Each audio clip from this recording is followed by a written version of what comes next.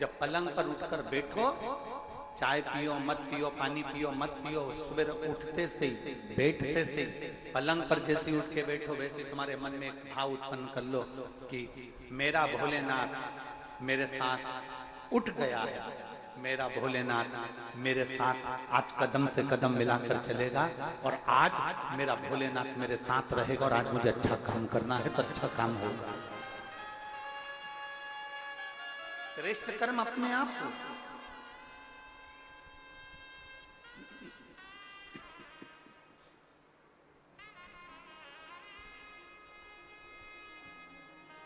अपने भीतर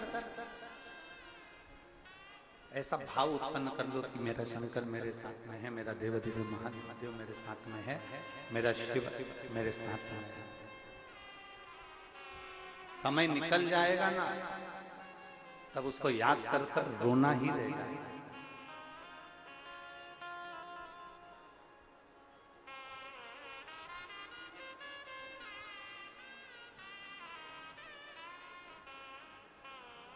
जब समय निकल जाएगा तब उसको याद कर कर केवल रोना रह जाएगा, केवल रोना।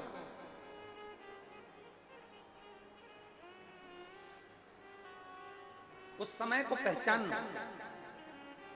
बचपन निकल जाएगा तो भी रोना ही रह जाएगा बाद में कि मैंने अपना पूरा बचपन गंवा दिया। जवानी निकल जाएगी तब केवल रोना रह जाएगा कि मैंने अपनी पूरी जवानी गंवा दी। और बचपन खेल में खोया, जवानी नींद भर सोया, बुढ़ापा देख कर रोया, सिराने मौत हंस। अंत समय में मृत्यु भी तुम्हारे ऊपर हंसेगी कि अपना बचपन गवाया, अपनी जवानी गवाई, अपनी अधेड़ी गंवा दी। अहम में, अभिमत्ता में, अहंकार में, नशे में तुमने अपनी पूरी जिंदगी को बर्बाद कर लिया। बुढ़ापा जब आएगा उस समय पर ना औलाद तुम्हारी सुनेगी ना तुम्हारा जवाब देगी, तुम पड़े रहोगे और तुम अपना मुख से केवल चिल्लाते रहोगे। उस बचपन को अच्छा बनाना, उस जवानी को अच्छा बनाना, उस अधेड़ी को अच्छा बनाना।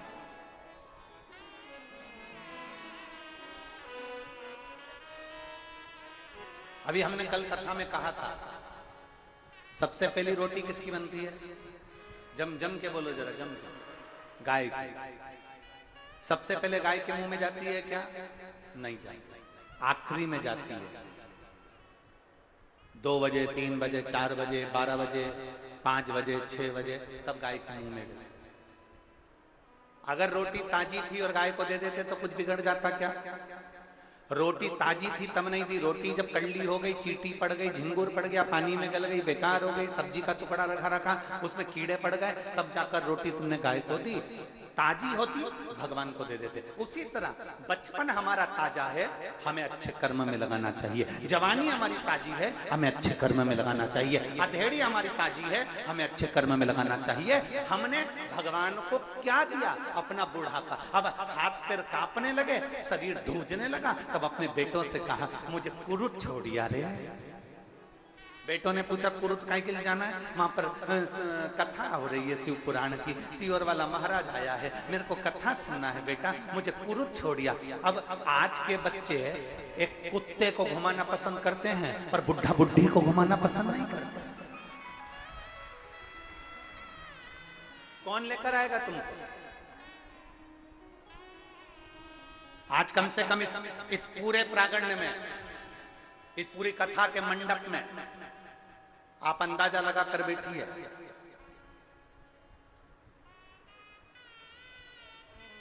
यहां पूरे मंडप के अंदर 50 से अंदर के लोग बैठे हैं, 50 से ऊपर वाले तो बहुत कम लोग बैठे पूरे मंडप में। कोई 25 साल का, कोई 20 साल का, कोई 15 साल का, कोई 18 साल का, कोई 30 साल का, कोई 35 साल का, कोई 40 साल का, कोई 45, कोई 50 तक के लोग ज्यादा बैठे, 50 के ऊपर के कम बैठे पूरे मंडप में। आज आपने अपना जीवन सुधार लिया। अब विचार करेंगे कि बुढ़ापे में हम भगवान के मंदिर जाएंगे, बुढ़ापे में शंकर के मंदिर जाएंगे, एक लोटा जल चढ़ाएंगे, बुढ़ापे में हम शिव जी के पास जाएंगे, एक लोटा जल चढ़ाएंगे, मालूम पड़े पाँव साथ नहीं दे, घुटने में दर्द हो, कमर में दर्द हो, हाथ भूज रहे, नेत्रों से दिखाई नहीं दे रहा, कानों से सुनाई नहीं दे रहा, शरीर कांप रहा, और हम सोचें कि शिव जी के मंदिर जाएंगे। भोलेनाथ कहते हैं, माँ बचपन तूने मुझे दिया है, जवानी तूने मुझे दी है, अधेड़ी भी तूने मुझे एक लोटा जल चढ़ाया है, तो भगवान शंकर कहते हैं बुढ़ापे में तुझे मेरे मंदिर आने की जरूरत नहीं, मैं तेरे घर पर खुद तुझे एक लोटा पानी पिलाने के लिए। तूने बचपन में मुझे जल चढ़ा दिया ना, तूने जवानी में मुझे जल चढ़ा दिया ना, तूने अधेड़ी में मुझे जल चढ़ाया है ना, मैं बुढ़ापे में तुझे पानी पिलाने के लिए आऊंगा, मैं स्वयं आऊंगा। तूने मुझे जल दिया है तो मैं तुझे जल दूंगा। तूने आज अपना कल सुधारा है तो कल परसों का मैं तेरा सुधार दूंगा। आज तूने मेरे लिए कुछ करा है तो मैं तेरे लिए करूंगा। शिव महापुराण की कथा तो यहाँ तक कहती है कि आप अपने जीवन में एक लाइन, अपने जीवन में एक पर्चे में लिख कर रखो कि मैंने किसी को भोजन कराया, मैंने किसी को पानी पिलाया, मैंने किसी को दुख की घड़ी में साथ दिया, तो परमात्मा भी तुम्हारे को उस दुख की घड़ी में साथ देने के लिए तैयार खड़ा होगा, निश्चितता।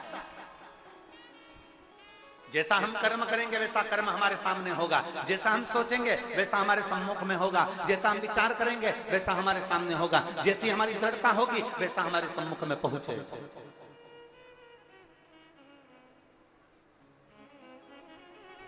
और आपने बचपन परमात्मा को दिया, आपने जवानी परमात्मा को दी, आपने अधेड़ी परमात्मा को दी, तो वो भी जब अपनी दृष्टि देता है कष्ट आता है। और ऐसा कोई व्यक्ति नहीं जिसपे शनि की दृष्टि नहीं पड़े।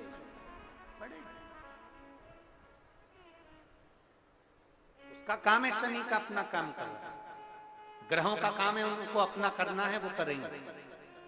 शनि ने अपनी दृष्टि दी, ब्रह्मचित्त शिव भक्त की धर्म पत्नी का झगड़ा हुआ, और झगड़ा होते से ब्रह्मचित्त धर्म पत्नी चली गई अपने माई। घर में 3 बेटे 2 बेटियां थी,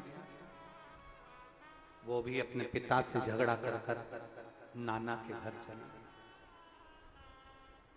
अकेला ब्रह्मचित्त।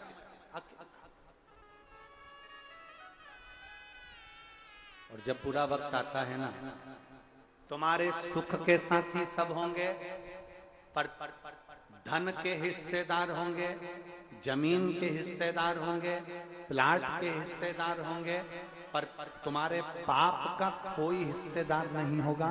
तुम्हारे पाप का भोग तो तुम्हें अकेले कोई भोगना पड़ेगा, अकेले को भोगना है, कोई दूसरा नहीं भोगे। इसलिए फिर कहेंगे, मत बुरे कर्म कर वरना पछताए।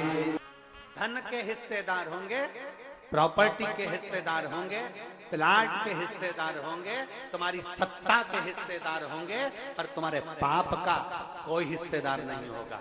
झूठ बोला उसका भुगतान तुम्हें करना है, पाप करा उसका भुगतान तुम्हें करना है। तुम्हें अपने पाप कर्म का स्वयं भोगना पड़ेगा, कोई दूसरा नहीं भोगेगा। कई लोग कहते हैं ये हमारी अर्धांगिनी है, हमारे पाप का आधा हिस्सा तो हमारी पत्नी भी भोगेगी।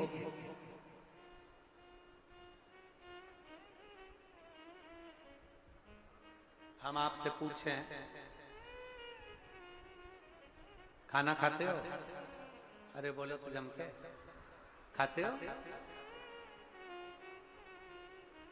पत्नी अर्धांगिनी है ना? अरे बोलो तो जम के, पक्का? ठीक है। तुम कह रहे हो पत्नी हमारी अर्धांगिनी है, आधा हिस्सा इसका है, तो फिर एक काम करो, पति खाना खाए, पत्नी उसको टच करके बैठ जाए, पेट भराएगा। जम के बोलो जरा। पति समोसा खाए, पत्नी टच कर ले, पेट भराएगा? बोलो बोलो जम के जरा। नहीं, पति के कर्म का भोग पति को भोगना है, और पत्नी के कर्म का भोग पत्नी को भोगना है। बच्चों के कर्म का भोग बच्चों को भोगना है, कोई दूसरा नहीं भोगता। अपन खाना खाते हैं, अपना पेट भराता है, अपना सिर दुखता है, अपने को टेबलेट खाना पड़ती है, अपने को खांसी आती है तो अपन को खांसना पड़ता है, अपने को छींक आती है तो अपन को छींकना पड़ता है, अपने को प्यास लगी अपने को पानी पीना पड़ता है। तो पाप अपन ने करा है तो भोगना भी अपने को ही पड़ता है, कोई दूसरा नहीं भोगना, कोई नहीं भोगने वाला, अपने को अकेले को भोगना। जब हॉस्पिटल में पड़े रहते हो ना तब मालूम पड़ता है कि क्या स्थिति, क्या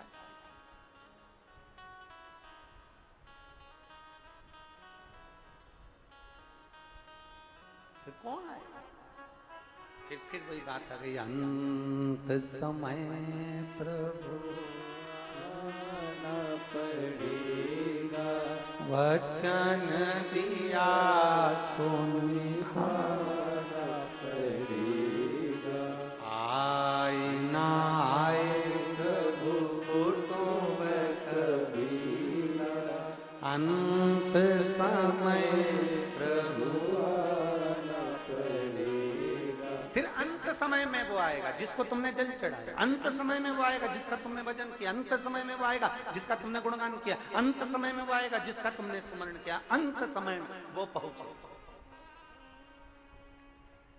वो एक भजन की लाइन हमारे बच्चे लोग गुनगुनाते हैं, जब कोई नहीं आता मेरा बाबा आता है, जब कोई नहीं आता मेरा बाबा आता है, मेरे दुख के दिनों में वो बड़ा काम आता है, मेरे दुख के दिनों में वो बड़ा काम आता है। जब कोई नहीं आए तब वो अंत समय में मेरा भगवान देवाधिदेव महादेव आए, मेरा शंभु,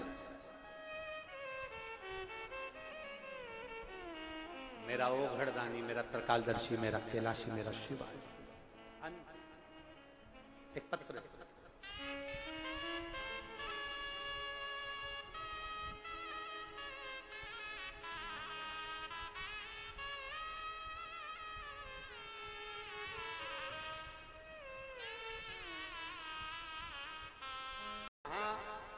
शंकर भगवान का जल बहता है, वो नाली जितनी दूर तक जाती है, थोड़ी दूर तक नाली देखिए ना मंदिर के अंदर, जम के बोलो जरा देखिए, वो बहुत लंबी तो नहीं जाती ना, केवल शंकर की जलाधारी से थोड़ी दूर तक वो पानी जाता है, बाद में वो खड्डे में चले जाते हैं। जितनी दूर तक वो नाली जाती थी उतनी दूर तक वो ब्रह्मचित्त शिव भक्त उस नाली को साफ करता था।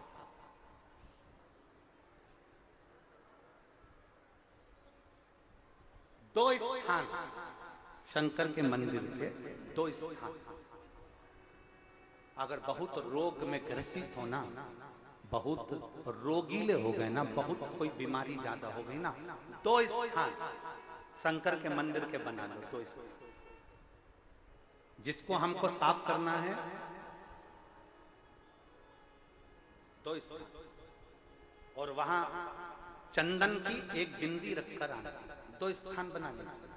पहला ये जो जलाधारी है असुख सुंदरी वाला जो स्थान है, पहला स्थान असुख सुंदरी का स्थान, जहां पर बीच में एक मोटी सी लाइन रहती है, उसके आसपास में जो जगह रहती है उस जगह को जल से साफ करिए, और जल से साफ करने के बाद में उसी को अपने शरीर पर थोड़ा सा लगाइए, हाथ को धो लीजिए, थोड़ी सी चंदन की बिंदी दोनों ओर लगा दीजिए, पहला स्थान। दूसरा स्थान जहां से पानी बहकर जाता है उस पूरे स्थान पर से कहीं भी एक तुम्हारा मन कर जाए उस स्थान को थोड़ा सा हाथ से और जल से साफ कर दो, और वहां हाथ को अपने हृदय से या शरीर में जहां रोग है, तकलीफ है, बहुत कष्ट है, बहुत दर्द है, उस स्थान पर लगाओ, और चंदन की हाथ धोने के बाद चंदन की एक बिंदी उस स्थान पर, वो नाली वाली जगह पर कहीं पर भी रख दीजिए। ये दो जगह आप साफ करना सीख जाओ, ये दो स्थान आपने अगर साफ करे हैं तो निश्चित है कितनी भी बड़े से बड़ी बीमारी है उसका रिजल्ट अच्छा ही आएगा, वो बीमारी समाप्त होगी। वो बीमारी समाप्त होगी, निश्चित है। थोड़ा समय लगेगा, थोड़ा समय लग सकता है, पर आप अपने भरोसे से अगर करोगे तो निश्चित उसको प्राप्त।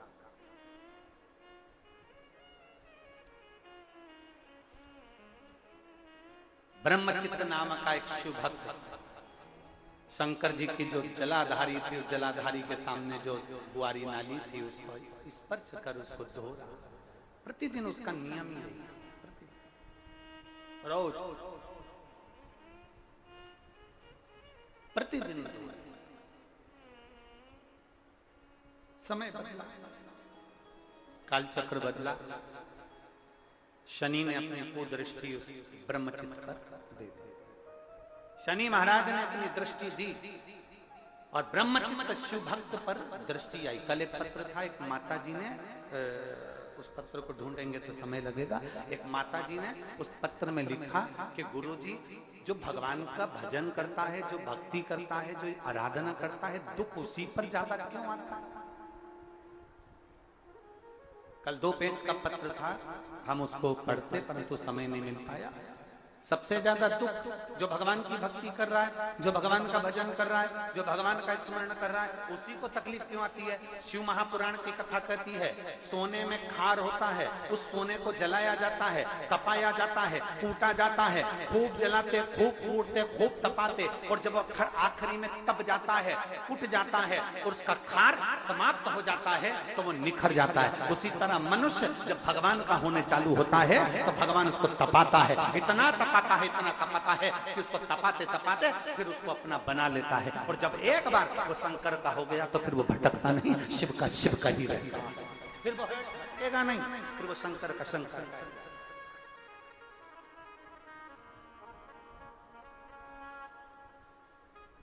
फिर वो भटकता नहीं है, वो शंकर का हो गया और शंकर का ही रहेगा। और शंभू शरणे पड़